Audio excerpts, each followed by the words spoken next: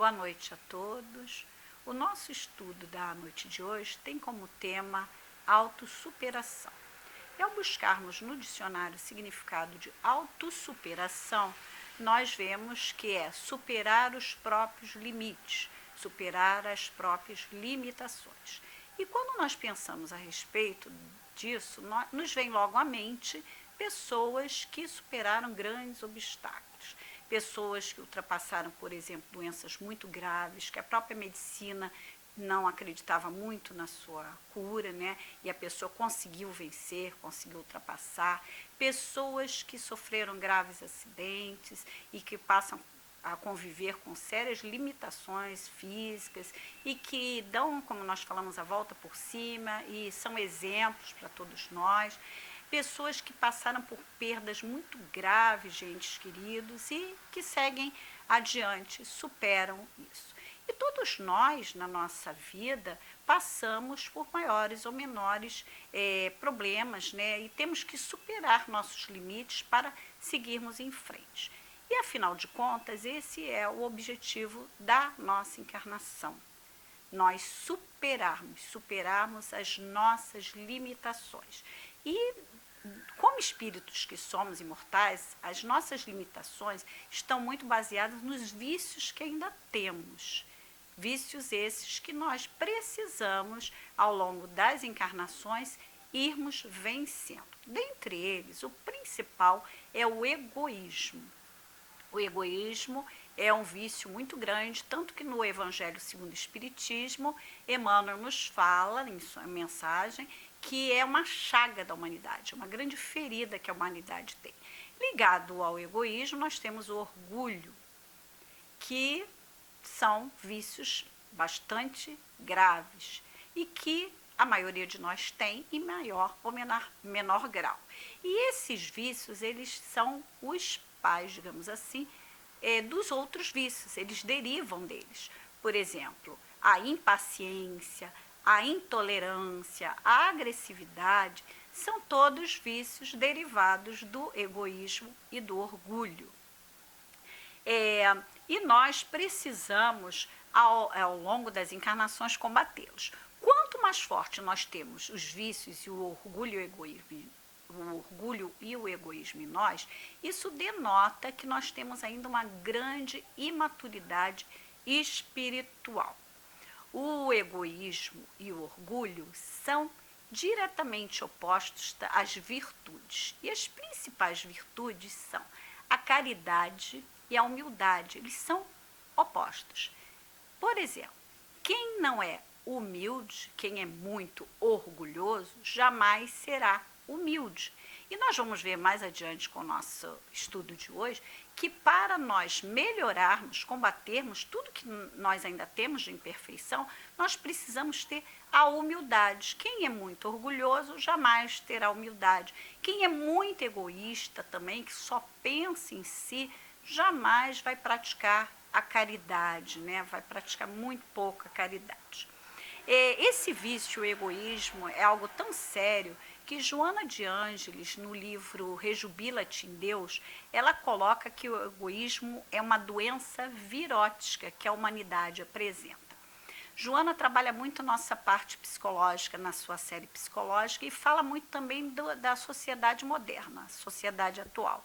E ela diz que a sociedade moderna, num outro livro dela, O Homem Integral, a sociedade que nós vivemos, ela conquistou muito o exterior, e nós temos a tecnologia, realmente a humanidade nos últimos séculos, principalmente no último, avançou muito em termos de tecnologia, então conquistou o exterior e o homem se perdeu interiormente.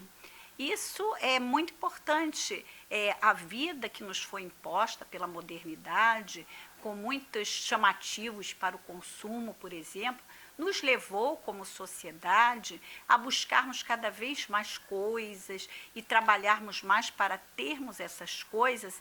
E nessa busca constante do ter, ao invés do ser, nós esquecemos da nossa parte espiritual, que é tão importante nós melhorarmos, E a matéria, esses apelos ao consumo, nos levam a uma ilusão, é uma ilusão, nos faz ficar meio que anestesiados para o que nós deveríamos trabalhar, que é a nossa parte espiritual. Inclusive, uma coisa muito importante, quando nós buscamos satisfação de bens materiais o tempo todo, e o nosso egoísmo falando, cada vez nós queremos mais, mais, mais, orgulho de ter coisas, né? Nós perdemos uma coisa que é fundamental para todos nós, é o nosso tempo. Nosso tempo é algo muito valioso. E quando nós usamos esse tempo de maneira a buscar mais material, nós deixamos de fazer coisas que são muito importantes.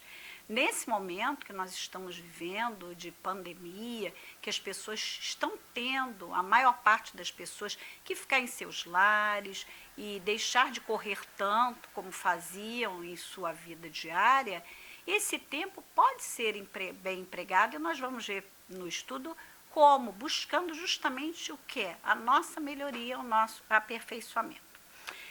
A Joana de Ângeles também coloca num outro livro muito bom, O Amor Imbatível. O amor, eu gosto muito de citar, nós gostamos de citar Joana, porque ela traz muitas informações muito boas para nosso conhecimento, para nossa melhoria. E ela fala que a prática do altruísmo, que quer dizer altruísmo? Você se dedicar, você ao outro, oferecer coisas ao outro de ajuda, praticar a abnegação, você deixar de fazer, de ter coisas para se dedicar ao outro. O altruísmo ela coloca que é um antídoto, é a terapia para a superação dessa fase muito egoísta que nós temos ainda em nós. E outra coisa que ela diz que a nossa sociedade se caracteriza, e nós estamos incluídos nisso, porque a sociedade é formada, afinal de contas, a humanidade por todos nós, né? É que nós estamos, no mundo atual, num estado hedonista. Nós vivemos em busca do prazer. E o prazer o tempo todo não é algo muito bom para nós. Buscar prazer é ruim? Claro que não. O prazer faz parte, Deus nos criou para sermos felizes. Então, prazer, inclusive, é fator fundamental para nos motivar a seguir em frente. Mas o problema é que tipo de prazer nós estamos buscando, é só nas coisas, no ter, e que prazeres são esses, com que equilíbrio nós estamos fazendo isso. É preciso que nós vivamos com um equilíbrio entre a nossa vida material e a nossa vida espiritual.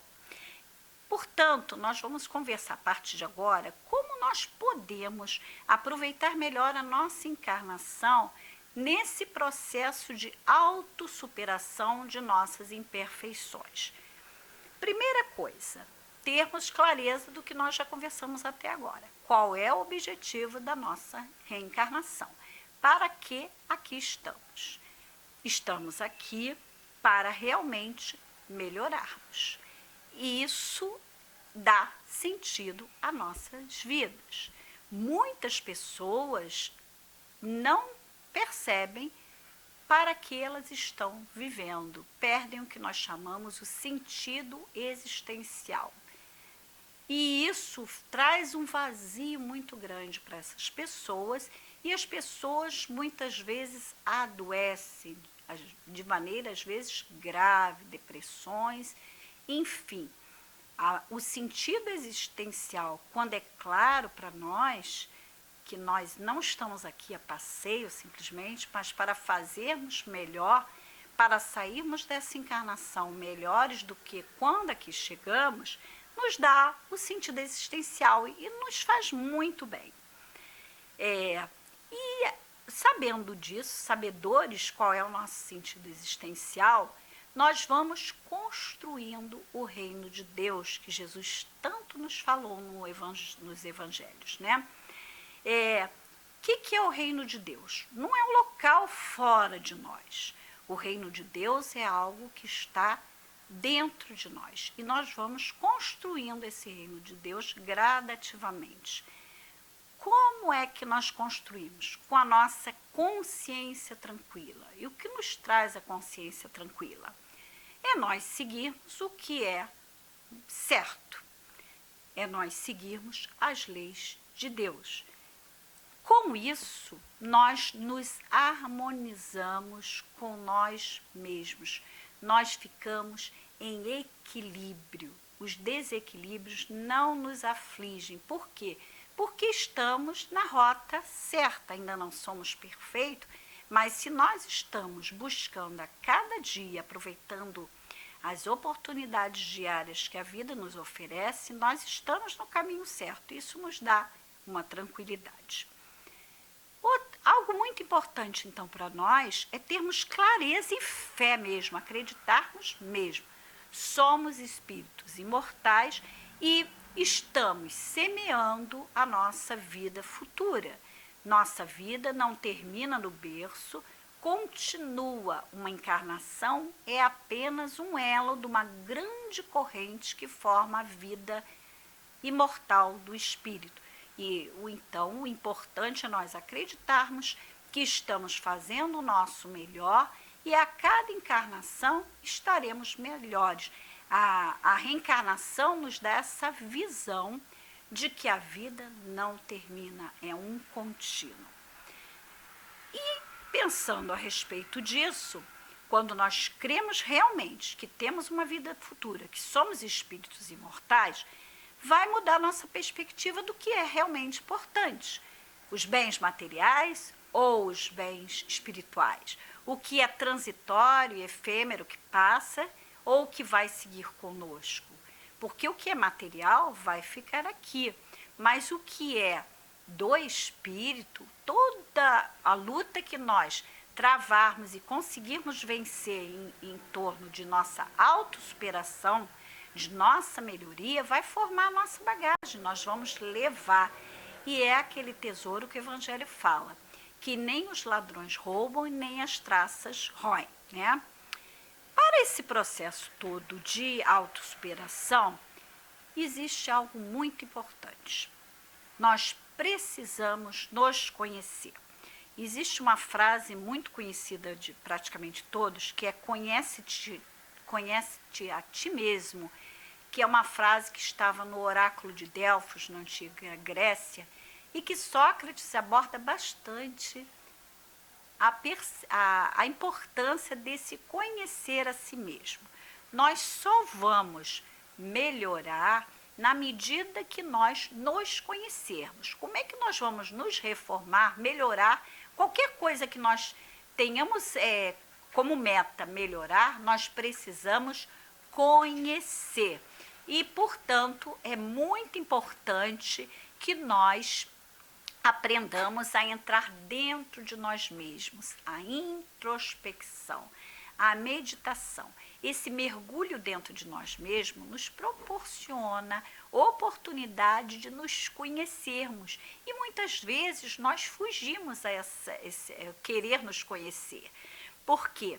Porque isso exige coragem. Coragem de nós encararmos os defeitos, as limitações que ainda temos, de assumirmos que ainda temos. É muito mais fácil para nós vermos os defeitos, os erros dos outros do que aquilo que está em nós. E normalmente o defeito que chama atenção no outro é aquilo que às vezes nós temos muito forte em nós e não assumimos. Então é preciso coragem para encarar o que Joana de Ângeles coloca como o nosso lado sombra, que é formado por nossas imperfeições, que ainda existem o que é natural, porque ainda somos espíritos que iniciamos não tanto tempo a nossa trajetória, e como espíritos, para sermos puros espíritos, ainda temos uma longa trajetória. Portanto, ao entrarmos dentro de nós mesmos, refletirmos, meditarmos, esse mergulho, esse convite ao mergulho diário é muito importante. E o tempo que nós estamos tendo durante essa pandemia pode ser muito usado para esse conhecimento de nós mesmos. E quando nós mergulhamos dentro de nós, começamos a ver coisas, é importante nós aceitarmos a nós mesmos, aceitarmos os defeitos que ainda temos. Aceitar não significa se acomodar. Aceitar é saber, como nós falamos, que isso ainda é natural em nós. Mas a aceitação é aquele movimento. Eu sei que eu tenho e a partir desse momento eu vou trabalhar para melhorar o que ainda precisa ser melhorado. Não precisa ser tudo de uma vez, não conseguiremos, com certeza, mas vamos dando passos cada vez mais firmes em direção a isso, a essa melhoria. Outra coisa que é fundamental nesse processo de autossuperação é nós confiarmos em nós mesmos. Sem confiança em nós, nada ocorre. Quem não confia em si não vai conseguir fazer nada.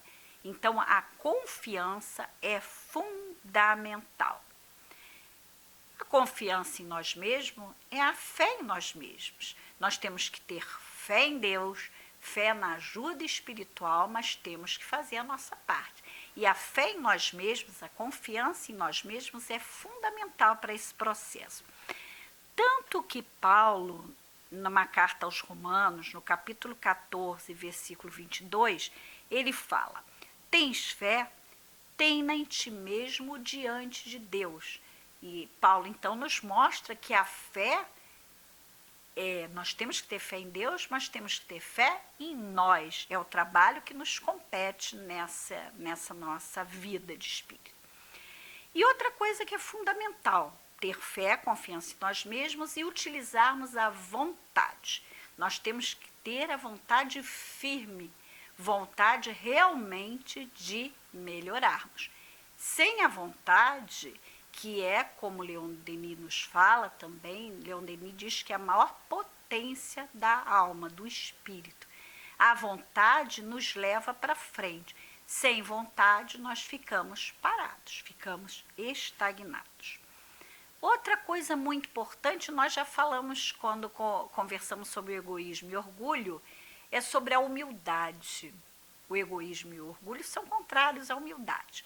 Para que nós realizemos esse processo de superação de nós mesmos, é preciso que nós tenhamos a humildade de nos vermos como realmente somos, encararmos o que nós já chamamos, Joana fala, o nosso lado sombra, encararmos os nossos porões, o que nós temos dentro de nós que não está bem.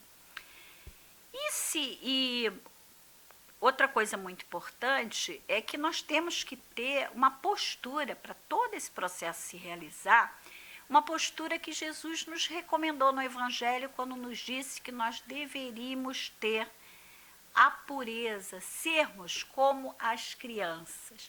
Claro que o espírito, quando está na fase infantil, nós sabemos que é um espírito já antigo, que está encarnado naquele momento na fase infantil. Mas nessa fase infantil, o espírito justamente tem essa postura de maior humildade, tem uma postura também de não se limitar ao que já é, mas em querer mudar, renovar. E é uma coisa que nós, ao longo da encarnação, quando vamos ficando mais velhos, nós perdemos essa vontade de mudar, essa vontade de fazer coisas diferentes. Isso é muito importante. E temos a humildade, que é típico da infância, né, de encararmos tudo isso que nós precisamos encarar de frente. Esse movimento todo denota o nosso amadurecimento espiritual. Quanto mais nós investimos nesse trabalho, mais nós estamos demonstrando que estamos amadurecendo. Quanto mais ficamos acomodados a satisfazer só nós, a nossa individualidade, pensarmos em nós mesmos, nós mostramos que ainda estamos muito imaturos. Quanto mais egoísmo tivermos em nós, quanto mais orgulho tivermos em nós, menos amadurecidos nós estamos. E todo esse movimento que nós realizamos de busca de melhoria nos leva cada vez mais à prática do amor. E a prática do amor, da caridade, por exemplo, que é o amor em ação, é o amor em movimento, que nós não podemos ter um amor parado. O amor precisa de movimento.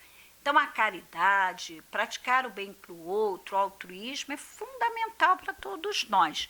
Inclusive, lembrando que de exemplos de grande altruísmo, de pessoas que se dedicaram ao próximo, Nós lembramos, por exemplo, de Irmã Dulce, que tinha uma saúde muito precária, que os médicos diziam como que ela conseguia trabalhar tanto em prol dos pobres, se ela tinha uma doença grave pulmonar, dormia muito pouco, comia pouco e viveu muito mais que a perspectiva que a medicina tinha. Por quê?